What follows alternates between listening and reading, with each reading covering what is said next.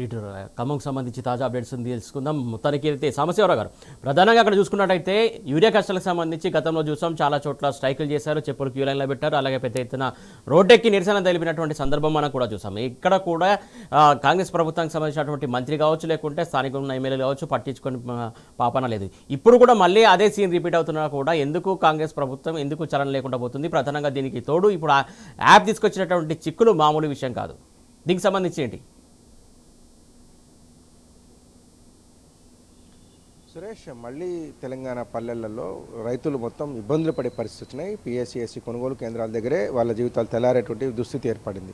గతంలోనే మనం చూసాం, వానాకాలం సీజన్ అంతా కూడా జోరున వర్షం పడుతుంటే రైతులందరూ కూడా క్యూలైన్లో నిలబడి చెప్పులు పెట్టి సొమ్మసిల్లి పడిపోయినటువంటి దృశ్యాలు ప్రతిరోజు ప్రతినిత్యం అన్ని జిల్లాల్లో, తెలంగాణ ఉన్నటువంటి మొత్తం జిల్లాలలో కనిపించినాయి. మళ్ళీ అవే సీన్లు దాదాపు ఒక 40-45 రోజుల విరామం తర్వాత మళ్ళీ ఇవాళ తెర మీదకి వస్తున్నట్టు కనబడుతుంది. ఇవాళ ఖమ్మం జిల్లా కొనిజర్ల మండల కేంద్రంలో ఉన్నటువంటి పిఎస్సిఎస్సి కొనుగోలు కేంద్రం దగ్గర దాదాపు 400 మంది పైచిలకు రైతులు భారీ క్యూ కట్టారు. ఎముకలు కొరికే చలిలో రైతాంగం అంతా కూడా పొద్దున్నే 5:30-6 గంటలకే పిఎస్సిఎస్సి కొనుగోలు కేంద్రాల దగ్గరికి వచ్చి వెనకొస్తే మళ్ళీ వెనకబడతామనేటువంటి ఒక బాధతోని రైతంతా కూడా టిఫిన్ తెచ్చుకొని అక్కడికే సర్ది కట్టుకొని వచ్చి అదే క్యూలైన్లో నుంచొని అక్కడే తింటున్నటువంటి దృశ్యాలు కూడా అందరినీ కడతడి పెట్టిస్తున్నాయి. ఎందుకంటే రైతాంగం శ్రమిస్తేనే పండేటువంటి పంట ద్వారా అందరూ 4 ముద్దలు తింటారు. అటువంటి రైతులు ఇవాళ యూరియా కోసం ఇంత దారుణమైనటువంటి కష్టాలు పడే పరిస్థితిని తీసుకొచ్చారని చెప్పి రైతాంగం ఆవేదన వ్యక్తం చేస్తుంది. ఒక పక్క యాప్ అంటున్నారు, మరొక పక్క యూరియా స్టాకు ఉన్నది అంటున్నారు. ఏది స్పష్టంగా చెప్పాలన్నటువంటి ఒక దుస్థితి నెలకొన్నటువంటి పరిస్థితి. అధికారులకు క్లారిటీ లేదు, ప్రభుత్వ పెద్దలకు క్లారిటీ లేదు, కానీ రైతాంగాన్ని మాత్రం తీవ్ర ఇబ్బందులు పెడుతున్నారంటూ రైతులు వాపోతున్నారు. ఇలా కొనిజర్ల మండల కేంద్రంలో దాదాపు 400 మంది పిఎస్సిఎస్సి కొనుగోలు కేంద్రం దగ్గర ఉన్నారు. ఇక మహబూబాద్ జిల్లాలో ఉన్నటువంటి బయ్యారం మండల కేంద్రంలో అయితే ఇంకా దారుణమైన సిచ్యువేషన్ ఉంది. అక్కడ కూడా దాదాపు 440 బస్తాల యూరియా వచ్చిందని చెప్పి అధికారులు వస్తుంది అని చెప్పడంతో తెల్లవారుజాము నుంచి అక్కడ కూడా క్యూ లైన్ నిలబడ్డారు. ఒక్కసారిగా మాకివ్వాలి అంటూ తోసుకోవడం, గుమికూడడంతో గందరగోళ వాతావరణం ఏర్పడింది. ఏం చేయాలంటే పరిస్థితుల్లో ఉన్నటువంటి రైతాంగం ఈ యాప్ పేరుతో తీసుకొస్తున్నారు. మాదంతా ఏజెన్సీ ప్రాంతం, చదువురాని రైతులం, మేము యాప్ ఎట్లా డౌన్లోడ్ చేసుకోవాలో తెలియదు, మాకు స్మార్ట్ ఫోన్లు లేవు, కేవలం మేము కీప్యాడ్ ఫోన్లు ఉన్నటువంటి మాత్రమే ఫోన్లు వాడుతున్నాము, కానీ యాప్ డౌన్లోడ్ చేసుకుంటామంటున్నారంటూ రైతులు వాపోతున్నారు. అనేక సందర్భాల్లో జిల్లా నుంచి రైతాంగం వస్తున్నటువంటి సమస్యలు అయితే 70-80 లక్షల మంది రైతులు ఉన్నటువంటి చోట ఇప్పుడు ప్రభుత్వం చెప్తుంది 1 లక్ష మంది దాకా యాప్ డౌన్లోడ్ చేసుకుంటారు. రైతుల పరిస్థితి ఏంటనే దాని మీద క్లారిటీ లేదు. దాంతోపాటు విధానం ఉందో అది ఒక లోపభూయిష్టంగా ఉన్నట్టుగా కనపడుతుంది. సిగ్నల్ డ్రాప్స్ కావచ్చు, ఒకసారి బుక్ చేసుకున్న తర్వాత 24 గంటలు తీసుకోకపోతే మళ్ళీ 15 రోజుల దాకా తీసుకోవద్దనేటువంటి నిబంధన కావచ్చు. ఒకసారి బుక్ చేస్తే 1 లేదా 2 కట్టల యూరియా మాత్రమే ఇస్తామని చెప్పడం కావచ్చు.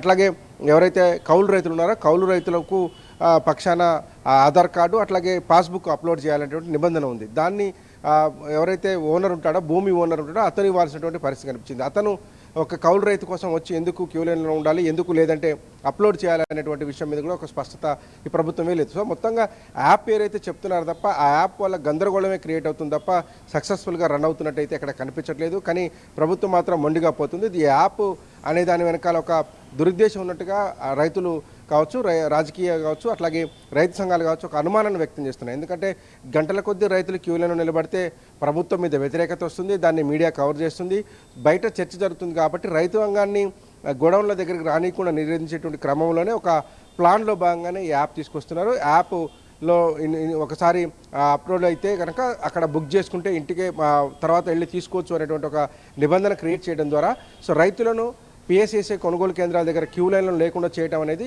ప్రధాన లక్ష్యంగా కనపడుతుంది. దీనివల్ల ఏంటంటే ప్రభుత్వం బదనం కాకుండా ఉంటుంది. యూరియా స్టాక్ ఉంటే మాత్రమే యాప్లో చూపిస్తుంది, స్టాక్ లేకపోతే యాప్లో చూపిస్తుంది. కాబట్టి రైతులు పిఎస్సిఎస్సి కొనుగోలు కేంద్రం దగ్గరకు వచ్చేటువంటి అవకాశం ఉండదు. కాబట్టి రైతులను బయటికి రాకుండా చేసేటువంటి ఒక ప్రక్రియలో భాగంగా ఈ యాప్ తీసుకొస్తున్నట్టుగా పలు రైతు సంఘాలు అనుమానం వ్యక్తం చేస్తున్నాయి. దాంతోపాటు ఈ సిగ్నల్ డ్రాప్స్ కావచ్చు, తర్వాత ఒక రైతుకు 4-5 ఎకరాలు ఉంటే ఎంత ఇస్తారు అనేది దాని మీద క్లారిటీ లేదు. పంటల నమోదు అనేది కూడా ఒకసారి యూనిఫామ్గా జరిగినటువంటి పరిస్థితి వస్తుంది. ఎందుకంటే ఒక ఏఈఓ క్లస్టర్లో ఉన్నటువంటి రైతుల దగ్గర అంతా కూడా వాళ్ళు ఏ పంటలు వేశారో దానికి ఎంతెంత యూరియా అవసరం అవుతుంది అనేది అక్కడ ఉన్నటువంటి ఏఈఓలు అంచనా వేయాల్సి ఉంటుంది. ముందు వేసినటువంటి రైతు, వెనకేసినటువంటి రైతు, ఇట్లా రైతుల యొక్క ప్రయారిటీని బట్టి వాళ్ళు పంటలు సాగు చేస్తుంటారు. వీటన్నిటిని అప్లోడ్ చేయడానికి ఏఈఓలకు పెద్ద తలనొప్పిగా మారుతుంది. అప్లోడ్ చేసిన తర్వాత ఆ పంట ఎదుగుదలను బట్టి ఎరువు ఇస్తారు. అప్పటిదాకా రైతు వెయిట్ చేయాల్సిన అవసరం ఉంటుంది. అప్పుడు కనుక నిజంగానే స్టాక్ లేకపోతే రైతుకు మళ్ళీ యూరియా వచ్చేటువంటి పరిస్థితి ఉండదు. కాబట్టి ఇదంతా లోపభూయిష్టంగా ఉందని చెప్పి రైతాంగం ఆవేదన వ్యక్తం చేస్తుంది. తక్షణమే గతంలో కేసీఆర్ ప్రభుత్వం ఇచ్చింది, బీఆర్ఎస్ ప్రభుత్వం ఇచ్చింది, ఆ రకంగా ఇవ్వాలి అంటూ కూడా బయారం ఏజెన్సీ ఉన్నటువంటి రైతాంగం డిమాండ్ చేస్తుంది. ఇవాళ గంటల కొద్ది నిలబడినటువంటి రైతులు ఆవేదన వ్యక్తం చేస్తున్నారు. ఇది ఎక్కడి బాధ, 9.5-10 ఏళ్ల పాటు ఎక్కడ మేము యూరియా కోసం ఇలాంటి ఇబ్బందులు పడలేదు, గత ప్రభుత్వం ఇచ్చినటువంటి వ్యవస్థను ఎందుకు నిర్వీర్యం చేశారు, అప్పటి ప్రభుత్వంలో ఎట్లా యూరియా దొరికింది, ఇప్పుడు ఎందుకు యూరియా దొరకట్లేదు అంటూ రైతాంగం ప్రశ్నిస్తుంది. యాప్ వద్దు మ్యాప్ వద్దు సార్, మాకు పాత పద్ధతిలోనే యూరియా ఇస్తే తీసుకెళ్ళిపోతాం సార్ అంటే మన దగ్గర ఉన్నాయి. అనేక రకాలుగా రైతులు ఇబ్బంది పడుతున్నారు. దీనికి ఒక ప్రభుత్వం సొల్యూషన్ చూపించాలి. ఎందుకంటే ఈ వర్షాకాలంలో కావచ్చు, అంతకుముందు సీజన్లో 2 సీజన్లలో కావచ్చు, ఈ ప్రభుత్వం వచ్చిన తర్వాత జరిగినటువంటి 3 వ్యవసాయ సీజన్లలో కూడా యూరియా దొరికినటువంటి పరిస్థితులు ఈ ప్రభుత్వం ఫేస్ చేసింది. రైతుల నుంచి వ్యతిరేకత ఎదుర్కొంది. మన గ్రామ పంచాయతీ ఎన్నికలు కూడా అది స్పష్టంగా కనిపించింది.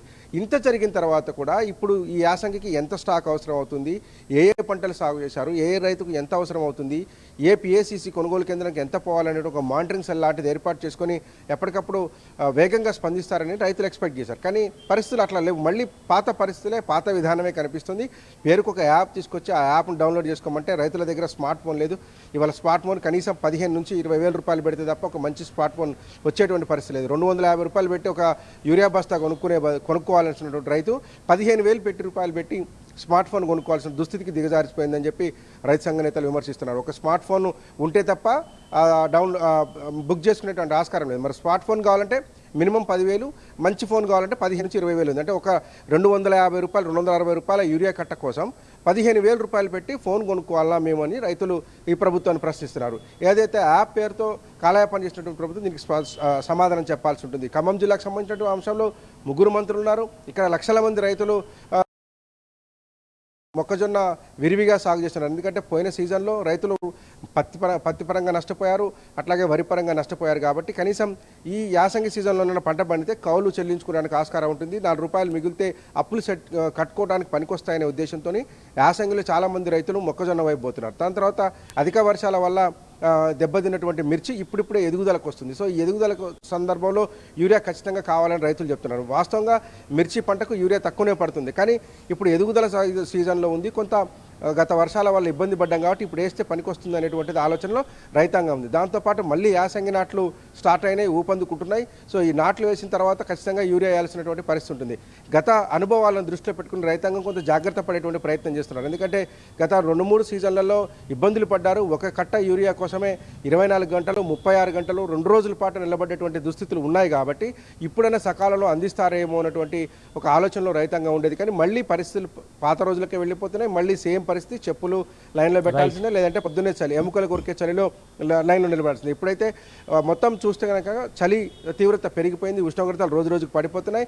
అయినా సరే రైతులు ఈ క్యూ లైన్లో నిలబడి పిఎస్సిసి కొనుగోలు కేంద్రాల దగ్గరకు వచ్చి 1-2 కట్టల యూరియా కోసం గంటల తరబడి నిలబడాల్సిన పరిస్థితి వచ్చింది. ఇవాళ బయ్యారంలో ఉన్నటువంటి పరిస్థితి కావచ్చు, ఖమ్మం జిల్లా కొనిజర్లలో ఉన్నటువంటి పరిస్థితి కావచ్చు, రేపు ఇంకా అనేక పిఎస్సిసి కొనుగోలు కేంద్రాల్లో ఇట్లాంటి దృశ్యాలే చూడబోతున్నట్టుగా మనకైతే అర్థమవుతుంది. మరి ఇప్పటికైనా ప్రభుత్వం మేల్కొంటుందా? స్టాక్ ఉందని అధికారులు చెప్తున్నారు. కానీ మరి రైతులను ఎందుకు నమ్మించలేకపోతున్నారు, రైతులను ఎందుకు కాన్ఫిడెన్స్లో తీసుకోలేకపోతున్నారు అనే విషయం మీద రైతాంగం సమాధానం చెప్పాలి. అట్లాగే మంత్రులు కూడా సమాధానం చెప్పాల్సిన పరిస్థితి ఉంది. మొత్తంగానైతే ఖమ్మం జిల్లాలో కావచ్చు, అట్లాగే మొత్తం యావత్ తెలంగాణలో కావచ్చు, మరోసారి రైతులకు యూరియా కష్టాలు కనపడుతున్నాయి. సురేష్.